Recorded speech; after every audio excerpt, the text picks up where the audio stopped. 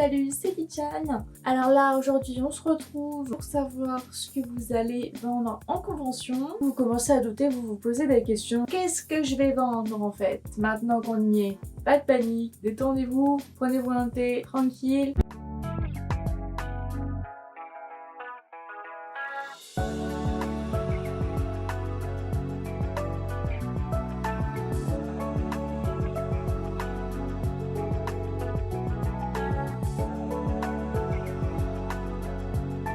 Donc, maintenant que vous y êtes, qu'est-ce que vous pouvez vendre en convention? On va partir du principe que vous faites du dessin comme moi. Sachez que si vous faites autre chose, une création haute, des petites figures, autre chose, il n'y a aucun souci et vous pouvez les appliquer autrement. Là, je vais juste me concentrer sur ceux qui font du dessin. Donc, ceux qui font du dessin, comme une grande majorité des personnes au niveau des stands de jeunes créateurs, d'exposants et tout, vous pouvez faire plein de petites choses, des badges, on a des marque-pages, des prints. Pour ceux qui ne savent pas ce qu'est un print, c'est tout simplement un dessin en petit, un tirage en fait, tirage de dessin. Vous pouvez vendre des originaux aussi. Vous pouvez faire des posters aussi, mais ça les posters c'est un tout petit peu plus coûteux parce qu'il faut que vous passiez par quelqu'un. Par contre tout ce que vous pouvez faire en fait, le genre le DIY tout ça c'est quand même vachement bien parce que vous pouvez éviter de trop investir tout en gardant une valeur simple, normale. Les gens vont de toute façon acheter, on va dire, quand ils vont flasher dessus. S'ils vont flash sur un design, ils vont le prendre, y a pas de problème. Donc, vous pourrez faire, je sais pas, des porte-clés, des marque-pages, des stickers, des prints. Si vous faites des BD, des mangas, des covers, des livres illustrés complets, enfin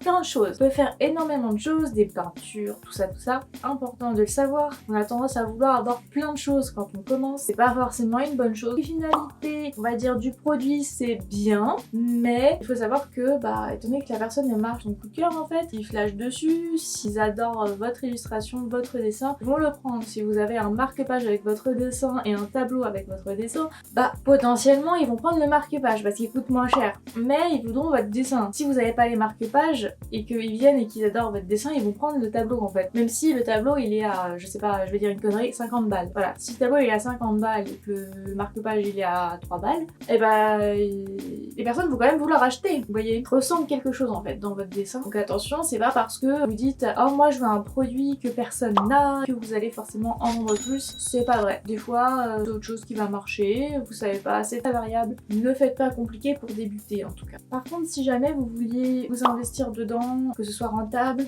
tout ce qui est badge, marque-page et tout, c'est pas rentable je dirais, parce qu'en fait vous allez en vendre plein, peut-être vous allez en vendre plein parce que c'est pas cher, mais votre chiffre, en fait, pas ouf, c'est à vous de voir. Ensuite, l'originalité, c'est bien, mais en fait on cherchera vos dessins, votre atmosphère, quand les gens ils flashent sur un dessin, ça peut être sur la couleur, ça peut être justement sur le trait, la dynamique, l'atmosphère, ou alors tout simplement si vous faites des fanarts des personnages, vraiment des persos, peut-être crush et autres. Il y a plein de choses pour avoir des gens qui ont des coups de cœur. Faites en sorte juste à avoir votre propre univers. Vous allez vous construire une audience, les gens vont vous suivre après, et etc. Donc vraiment, c'est pas parce que vous aurez un produit que personne n'a que vous allez faire un carton de ouf. Vous pouvez très bien avoir juste un seul poster ou un seul print, on va dire votre print il va être en 20 quantités, vous allez vendre les 20, c'est fort possible. Par contre si vous avez le même design, attention sur plein de choses, les gens vont sûrement prendre le moins cher, sauf s'ils n'en ont pas du tout l'utilité, ça arrive aussi. Mais les gens marchent plus au coup de cœur qu'à l'utile, ça dépend du public. Il y en a qui vont trouver, qui vont regarder, qui vont se dire ah ça ce n'est pas utile donc je ne prends pas, et il y en a d'autres qui vont justement au contraire se dire ouais non c'est pas grave si c'est pas utile, moi j'aime bien les bricoles. Le but en fait c'est un peu comme la communication, la publicité, etc. C'est un peu commercial de dire ça, mais en gros il faut créer un besoin chez ton client. C'est un peu ça l'idée, c'est si jamais il y a un beau design, même s'ils l'ont pas, si ça leur sert à rien, il faut qu'ils aient envie de l'acheter. Voilà, il faut que ça crée un besoin, il faut qu'ils disent oh je le veux. C'est que c'est pas grave s'ils en ont 3000 autres à la maison, il leur faut celui-là. En fait moi je pars du principe par exemple que je crée pas de produits dérivés si je l'aime pas. Premièrement, si je l'aime pas, je fais pas. Si je me dis pas que moi-même je l'achèterais, et je fais pas. Je fais que des choses que moi je peux potentiellement acheter. Faut vraiment toujours penser en fait aux gens qui vont être devant vous. Est-ce que quand ils vont voir votre badge ou votre marque-page, ils vont se dire waouh j'adore, je veux trop l'avoir, ou est-ce que juste c'est un marque-page que vous avez fait vite fait parce que vous deviez faire plusieurs marque-pages parce que vous n'avez pas grand chose et donc la qualité elle est pas forcément aussi bonne que celle des autres et donc juste c'est là pour être là, et dans ce cas là bah souvent ça va rester là si c'est là pour être là, donc ça sert à rien de faire plus pour avoir plus, c'est un peu less is more comme on dit, vaut mieux en faire peu mais des très beaux plutôt que beaucoup moyens. Bien sûr ça veut pas dire que si vous en faites beaucoup ils sont toujours moyens, enfin vous avez compris, on est avec des pincettes, mais voilà. Donc pour vendre en convention, ça c'est vraiment le basique du panier. Si jamais vous voulez par exemple commencer à en vivre, je serais tentée de vous dire des choses qui sont beaucoup moins intéressantes, on va dire, au niveau de la rentabilité. J'aimerais faire d'ailleurs une vidéo sur la rentabilité vraiment parce que ça j'en ai pas vu du tout. Comment soutenir un artiste en fait, comment soutenir un artiste de façon à ce qu'il soit rentable. Tu veux soutenir l'artiste que tu as en face de toi mais tu ne sais pas quel est l'objet qui va le rentabiliser le plus, quel est l'objet en fait qui va pouvoir en vivre si tu en achètes à chaque fois. Donc c'est un truc que personne se pose comme question en général parce que bah ça leur vient pas à l'esprit. Pour eux si tu vends tout c'est que tout potentiellement rentre dans ta poche. Pour beaucoup de monde d'ailleurs, il y en a beaucoup qui pensent pas qu'on paye le stand limite, et il y en a beaucoup qui pensent surtout pas qu'on a l'URSSAF à payer derrière. Oui, parce qu'on a l'URSSAF à payer derrière en tout cas. Enfin moi j'ai l'URSSAF à payer derrière, hein, ça c'est sûr.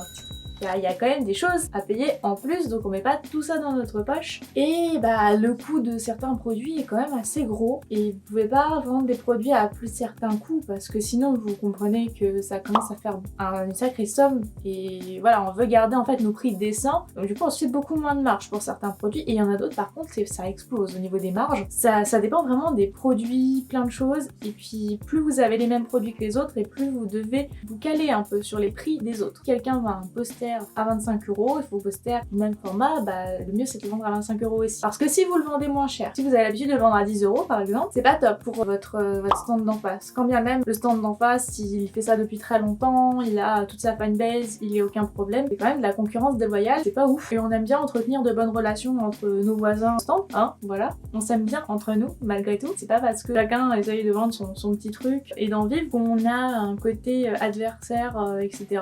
Pas du tout, au contraire. Chaque fois que j'ai rencontré des gens, ils étaient tous des crèmes. On n'a aucun problème là-dessus. On n'a aucun problème à ce que vous n'achetiez pas d'ailleurs à notre stand, mais au stand du voisin. En tout cas, moi, je n'ai aucun problème là-dessus. Au contraire, il y a des choses que mes voisins font très très très bien. J'adore toujours voir tous les stands qui sont autour de moi. C'est incroyable, c'est magnifique, j'adore ça. Si j'avais assez d'argent, j'aimerais tout acheter. C'est un truc de ouf, mais malheureusement, je ne peux pas le faire. Voilà, vous comprenez bien quoi. Mais donc pour en revenir à ça, il faut pas faire de concurrence déloyale quand vous avez le même genre de produit que les autres, vous essayez un petit peu de faire l'équivalent. Si la personne elle vend à 25 € son produit et que vous le vendez à 5 ou 10 €, vous comprendrez que la personne elle va faire la gueule en face. Donc c'est pas top parce qu'après il y a des clients qui vont arriver et dire bah oui mais la personne en face elle le prend moins cher, donc vous faites quand même une sacrée marge, hein. Et genre voilà le genre de discussion qu'on peut avoir et ça peut être compliqué à gérer. Déjà au niveau de l'argent, mon dieu, vous êtes un artiste, vous gagnez de l'argent, c'est déjà beaucoup trop. Alors imaginez ce genre de choses, mon dieu, vous faites une marge de 5 € sur votre produit en plus. Oh là là, et puis là c'est la fin du monde, vous comprenez, c'est la fin du monde, comme si ça allait t'aider à payer des factures. Mais c'est pas grave, attention, c'est terminé en fait, là on va pas en parler, pas tout de suite, vraiment. Mais il y a des choses qui sont rentables à faire, et donc j'aimerais faire une vidéo là-dessus, sur comment en fait soutenir un artiste de façon rentable. Parce que par exemple, si vous m'achetez un mug, je suis contente parce que vous m'avez acheté un mug. Cependant, le mug me coûte extrêmement cher à faire. Et sachant que c'est moi qui l'ai fait moi-même et que je ne me rémunère même pas, je me rémunère pas mon visuel, je me rémunère pas le temps que j'ai passé à le faire. Non, vraiment on est out, c'est pas du tout bon. M'acheter un mug, en fait, c'est malheureusement pas me soutenir entre guillemets, ce sera plutôt acheter autre chose. Par exemple, un poster, comme moi l'équivalent des posters, je vous montrerai dans une vidéo où je parlerai plutôt des prix. Comment par exemple calculer son prix, voilà, ça peut être ma prochaine vidéo d'ailleurs, comment calculer son prix. Parce qu'il y en a beaucoup qui se posent des questions quand ils commencent à faire ça, qui ont leurs produits, ils se disent ah cool je vais les vendre mais je sais pas combien. Voilà, et donc compliqué. Ou si vous m'achetez un poster par exemple, j'ai plus d'argent qui rentre on va dire dans ma poche que si vous achetez un mug chez moi. Pareil pour un badge, moi je vendais pratiquement mes badges à faire à un moment donné. C'est des choses qui sont pas rentables au fur et à mesure. Vous allez essayer plein de trucs au début de toute façon, et puis vous allez voir ce qui marche pas, etc. Et ce qui marche malgré tout, mais qui est pas rentable. Et puis ensuite, en fait, faut essayer un petit peu de faire des tests. Vous allez voir, vous allez y arriver, vous allez y arriver. En fait, vous avez besoin de peu de produits. Le mieux, si vous voulez après rentabiliser vraiment votre stand, c'est qu'il faut savoir qu'il faut que ce soit des produits où vous passez pas trop de temps dessus, pas trop d'investissement. Il faut que le retour soit bon, soit positif. Donc voilà, pensez à rajouter toutes les cotisations que vous avez. Vous pouvez faire ce que vous voulez en fait. S'il y a de la demande, c'est génial. Et s'il n'y en a pas, comme je vous l'ai dit, il faut que ce soit vous, quand vous faites un design de vêtements besoin. Ou alors, soit c'est trop drôle, soit c'est trop mignon, soit c'est trop bien, soit c'est trop classe. Faut que quand vous montrez quelque chose à quelqu'un, la personne se dit « Ah, c'est trop classe, c'est trop mignon, c'est trop drôle ». Enfin, en fait, c'est ça qu'on attend, c'est ça qu'il faut. Et vous verrez qu'en fait, ce genre de produits-là, c'est eux qui vont partir directement. Et les autres produits qui font pas cet effet, ce qu'on va appeler l'effet waouh, ils vont pas partir de la même façon. Mais ça veut pas dire qu'ils vont pas partir, parce que vous allez toujours avoir quelqu'un qui va réussir à vous le prendre, hein, ça c'est sûr et certain. Et c'est pas parce que vous, ça vous fait un truc waouh, que tout le monde, ça doit lui faire waouh. Par exemple, est-ce que je le dis? Non, par exemple, moi, il y a un truc que j'ai trouvé extrêmement drôle à faire en porte-clés. Je l'ai fait en extrêmement petite quantité parce que je suis certaine, et je le sais, que personne n'en voudra. Mais c'est pour le délire, donc je l'ai fait. Parce que moi, personnellement, je l'ai trouvé drôle. Suivez pas toujours mes conseils. Voilà, je l'ai fait, je me suis dit, ah, c'est trop drôle, je l'adore. Hein, vraiment, moi, personnellement, je l'adore parce que c'est aussi devenu une espèce de private joke. C'est quelque chose qui est tellement impopulaire, c'est tellement impopulaire que mon fournisseur de porte-clés m'a donné un porte-clés gratos de tous en plus, sauf de celui-là. Vraiment. Lui, ils l'ont dit non. Donc ça, c'était aussi une petite anecdote comme ça, assez drôle. Si vous voulez savoir exactement lequel c'est, dites-le moi en commentaire. Peut-être que je le montrerai dans une vidéo, on ne sait pas. De toute façon, ne vous inquiétez pas, il n'est pas en rupture de stock. Hein. Soit faites comme vous le sentez, vous. C'est ça qui est le plus important.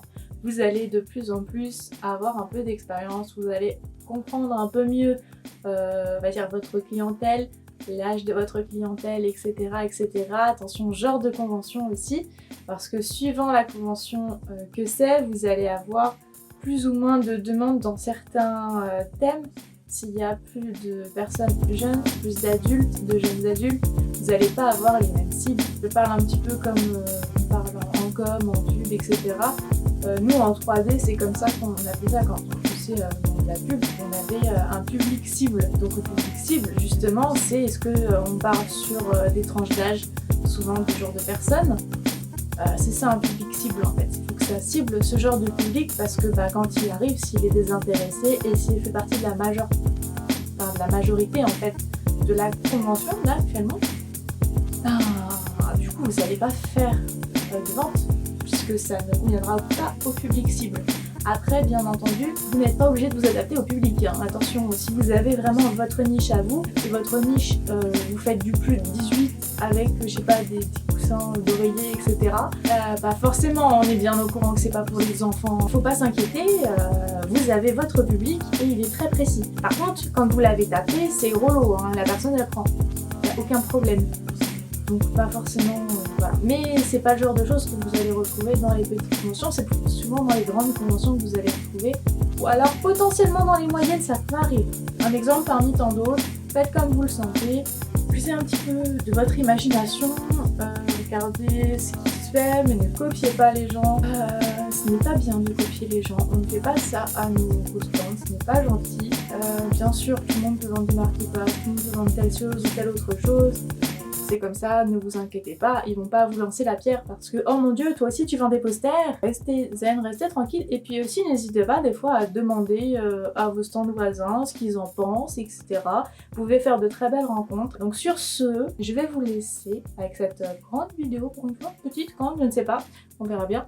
sur cette vidéo. Et puis je vous dis donc à la prochaine fois avec un autre sujet sur vos produits. Je pense que ce sera les prix parce que ça va vous intéresser. Ça va vous intéresser. Je vais pas vous apprendre grand chose, mais ça va vous intéresser. Donc voilà. Sur ce, à plus.